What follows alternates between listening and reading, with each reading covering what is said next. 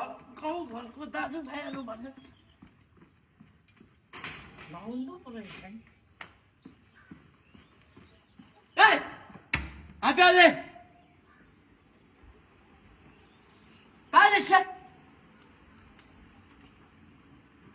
बाहिर निस्किन नमस्की साला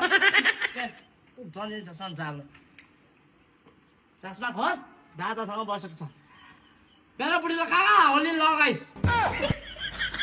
हो दाजु साथी पो त क्या नाम र अलिकति लगाउनु तारा बाबा उठ जा अलिकति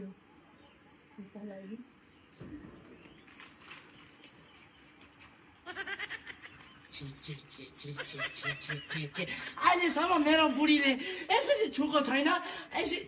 छुनु पर्यो मेरो बुढीलाई कहाँ हात लाइस् भन् त मैले हात लगाइन दाजु कसम लगाइन मैले ट्याक्कै झ्यापाटमा तेरो नि रङहरू नि बाङ पुतेर कालो कोत्राहरू पनि मेटाइदिन्छु कसम दाजु कि तपाईँलाई भन्ने म यसरी हात लगाउँछु दाजु अलि ह्याप्पी होली त हो दाजु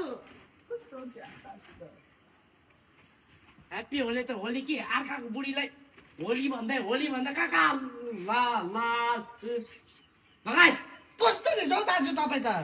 त्यसलाई बाउ जस्तो मेरो बाउको नाम चाहिँ नलिनुहोस् नि दाजु तपाईँको बुढीले चाहिँ मेरो साथी हो नि साथी मेरो साथी हो त मैले यति खालि यस्तो अन्त यस्तो मात्रै गरेँ दाजु तपाईँलाई भन्छु म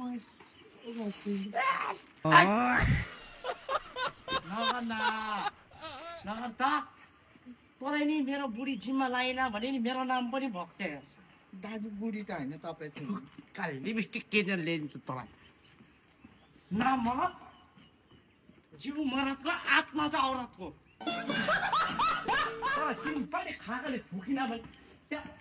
नानी जिम्मा नले त नमरत हरामी साला अन्त छुन्दा रहेछ बुढीलाई त्यहाँ भोलिको दिनमा